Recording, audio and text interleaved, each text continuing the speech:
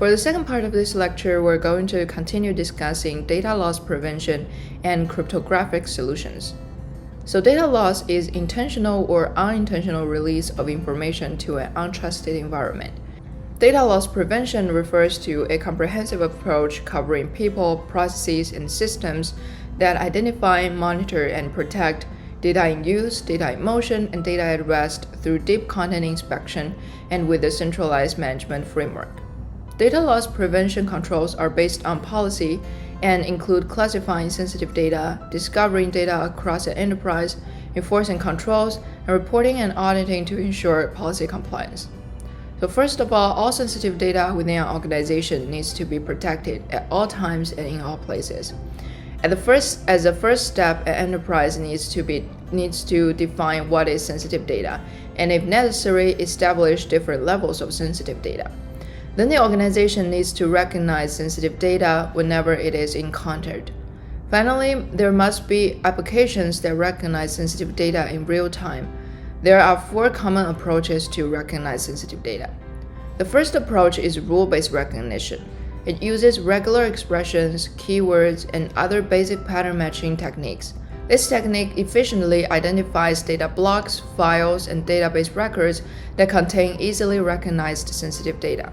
Another approach is database fingerprinting. It searches for exact matches to data loads from a database, which can include multiple fields combinations such as name, credit card number, and CVV number. This is a time-consuming technique but has a very low false positive rate. The third approach is exact file matching. It involves computing the hash value of a file and monitoring for any file that matches the exact fingerprint. It is easy to implement and check whether a file has been accidentally stored or transmitted in an unauthorized manner. However, unless a more time-consuming cryptographic hash function is used, this is trivial for an attacker to evade. The fourth approach is partial document matching, that looks for a partial match of the protected document. It involves the use of multiple hashes on portions of the document, such as if a portion of the document is extracted to a file elsewhere or pasted into an email, it can be detected. This technique is useful for protecting sensitive documents. Effective data loss prevention is to develop an understanding of the places and times at which data are vulnerable. A useful way of managing data loss prevention is to categorize data into 3 states: data at rest, data in motion, and data in use. Data at rest refers to data stored on a device or backup medium in any form. It presents significant risk for the enterprise. The fundamental task of data loss prevention for data at rest is to locate and catalog sensitive information stored throughout the enterprise. Data in motion refers to data transmitted over the enterprise networks as well as between the enterprise networks and external networks. To inspect the information being transmitted across enterprise networks, the data loss prevention solutions must be able to monitor and control the movement of sensitive information across the network. Data in use refers to the data that is currently being updated, processed, erased, accessed, or read by the system. A data loss prevention solution for data in use generally involves to monitor and control the movement of sensitive information on end-user systems. Digital rights management refers to systems and procedures which ensure that holders of digital rights are clearly identified and receive the stipulated payment for their works. The systems and procedures can also impose further restrictions on the use of digital objects, such as inhibiting printing and prohibiting further distribution. Digital rights management standard and architecture encompasses a variety of approaches to intellectual property management and enforcement by providing secure and trusted automated services to control the distribution and use of content. In general, the objective is to provide mechanisms for the complete content management lifecycle, including the management of rights information associated with the content. A digital right management system should meet the following 4 objectives. First, it should provide persistent content protection against unauthorized access to the digital content. Second, it needs to support a variety of digital content types such as music files, video streams, digital books, and images. Third, it should provide content use on a variety of platforms such as PCs, tabloids, mobile phones. Finally, it should facilitate content distribution on a variety of media. Digital rights management is best understood in terms of key components of digital rights management system and its interconnections. This figure here on the slide shows a typical digital rights management model. There are four principal users in a typical digital rights management model. Content provider holds the digital rights to the content and want to protect these rights. Distributor provides distribution channels such as online shop or web retailer. Consumer uses the system to access the digital content by retrieving downloadable or streaming content through the distribution channel and paying for the digital license. The player or reviewer application used by the consumer takes charge of initiating license requests to the clearinghouse and enforcing the content usage rights. Clearinghouse handles the financial transaction for issuing the digital license to the consumer. In addition, clearinghouse pays royalty fees to the content provider and distribution fees to the distributor. The clearinghouse is also responsible for logging license consumptions for the individual consumers. In this model, the distributor does not need to enforce access rights. Instead, the content provider can protect the content in such way, typically through encryption, that the consumer must purchase a digital license and access capability from the clearinghouse. The clearinghouse consults usage rules provided by the content provider to determine what access is permitted and the fee for the particular type of access. Having collected the fee, the clearinghouse credits the content provider and the distributor appropriately. This figure on this slide shows a generic system architecture that supports digital rights management functionality. The digital rights management system is accessed by three parties. First is right holders. Right holders are the content providers who either created the content or have acquired the rights to the content. Service providers include distributors and clearinghouses. Consumers are the ones who purchase the rights to access the content for specific use. Three services are provided by a digital rights management system. First is identity management, which is a mechanism to uniquely identify entities such as parties or content. Second, content management is the processes and functions needed to manage the content lifecycle. Rights management is the processes and functions needed to manage rights, right holders, and associated requirements. Each management module is a set of common functions. The security and encryption model provides functions to encrypt content and to sign license agreements. The identity management service makes use of the authentication and authorization functions to identify all parties in the relationship. Billing or payment functions deals with the collection of usage fees from consumers and the distribution of payments to right holders and distributors. Delivery function deals with the delivery of content to consumers. The following list on this slide shows the best practices for digital rights management. Next, we're going to introduce cryptographic solutions. Cryptography is used to protect data at rest and data in motion, both inside and outside the boundaries of an enterprise IT system. Within a system, logical and physical access control, intrusion detection, firewalls, and other security controls, possibly supplemented by cryptography, provide sufficient protection. However, outside the control of the enterprise, using cryptography is probably the only way to protect data. In general, cryptography is predominated for four uses: their data encryption, data integrity, digital signature, and user authentication.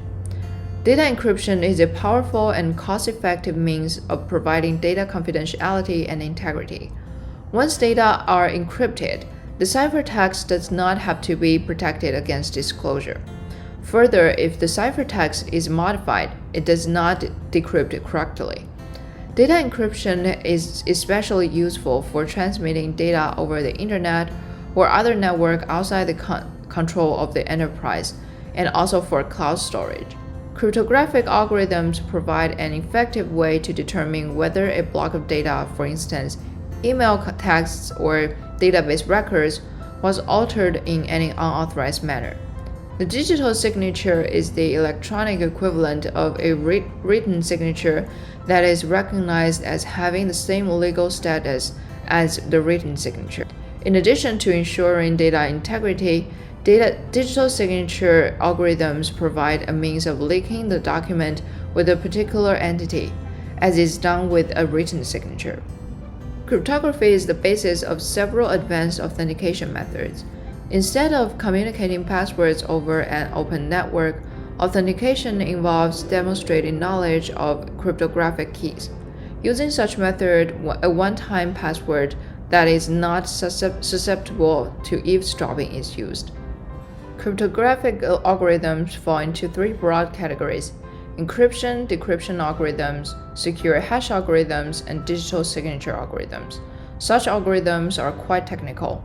Since the algorithms are beyond the scope of this course, there are several videos that gives a brief introduction of some technical details of these algorithms, including symmetric encryption, public key, and asymmetric encryption. You can use the links on these slides to watch the videos on YouTube. The National Institute of Standards and Technology special publication, An Introduction to Information Security, lists the following as important management considerations for implementing cryptography within an organization. Also, Federal Information Processing Standards security requirements for cryptographic modules provides a detailed set of requirements at 4 security levels. Key management of the cryptographic solutions is the process of administrating or managing the cryptographic keys for the cryptographic system. It involves the generation, creation, protection, storage, exchange, replacement, and the use of keys, and enables selective restrictions for certain keys. Key management also involves the monitoring and recording of each key's access, use, and context. The security of the cryptographic system is dependent on the successful key management. One of the aspects of key management that makes the discipline so complex is the wide variety of key types employed in the cybersecurity deployment. The National Institute of Standards and Technology special publication identifies several different key types, and they are listed here on the slide. A crypto period for a cryptographic key is the time span during which specific cryptographic key is authorized for use for its defined purpose. The crypto period of a cryptographic key is an important consideration. There are a number of potential security threats that makes any key not to be used for a prolonged period of time. One of such threats is brute force attacks. As the raw processing power increases, a given key length becomes increasingly vulnerable, and longer key lengths are advised. Any of the shorter keys in use need to be retired as quickly as possible, and longer key lengths should be employed. Another threat is cryptanalysis. Over time, flaws might be discovered in a cryptographic algorithm that makes it feasible to break an algorithm. Furthermore, beyond simply attacking an algorithm directly in an attempt to discover a key that is being used, there are a variety of other methods of attack, including attacks on the mechanisms and the protocols that are associated with the keys, key modification, and achieving unauthorized disclosure. The longer a particular key is used for encryption and decryption, the greater chance that some means of learning the key will succeed.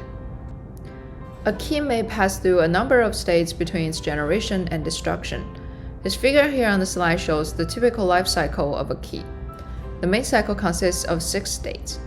First, a new key is generated using a random or pseudo-random number generator. The security challenge is to make sure that if an attacker discovers one key in a sequence of generated keys, it is not feasible to predict future keys. Cryptographic keys should be generated with a random number generator that is at least complicated as defined by the special publication family of standards. Next, the new key needs to be registered or associated with a particular user, system, application, or policy. Third, the registered key is distributed and installed. Its function raises several challenging security requirements. A stored key or a newly generated key must be distributed to the individuals that are authorized to use it. In particular, a mutual authentication is required. The distributor of the key must be assured that the recipient is authorized for the key. The recipient must be able to trust the key is coming from the alleged source. Finally, the act of distribution needs to be performed securely. In general, the use of a particular key should be restricted to a single purpose of application. Use of the same key in multiple applications expands the attack surface and increases vulnerability. In addition, a key should be used in secure fashion that avoids disclosure. If there is a need to retain key beyond its operational life, a suspend state is needed. For example, an entity that uses a key for data encryption must suspend the use of the key when the usage period expires. However, the key may remain usable if it's needed to decrypt data. When a key is no longer needed, it is deleted from all systems containing a copy of the key, including backups and archive systems. The IT system needs to determine where all copies of the key are located for this purpose. Central to the key lifecycle is the storage state. The storage must be both physically and electronically secure. Part of the security associated with the secure key is to encrypt the key.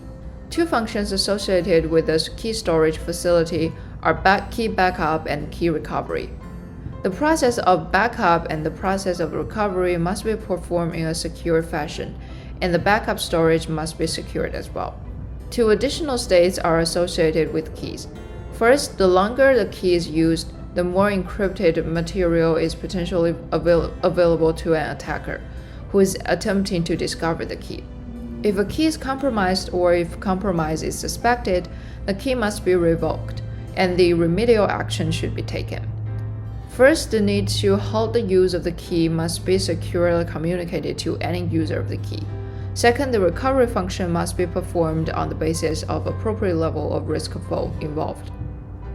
A public key infrastructure refers to a set of rules, policies, hardware, software, and procedures needed to create, manage, distribute, use, store, and revoke digital certificates and manage public key encryption. It supports the distribution and identification of public encryption keys. It enables users and computers to both securely exchange data over the network, such as the internet, and verify the identity of the other party. Understanding public key infrastructure is quite a challenging task and is beyond the scope of this course, so you can follow this video linked here on this slide, which briefly introduces the technical details of public key infrastructure. The National Institute of Standards and Technology Special Publication, Introduction to Public Key Technology and the Federal Public Key Infrastructure, suggests the following general plan for public key management.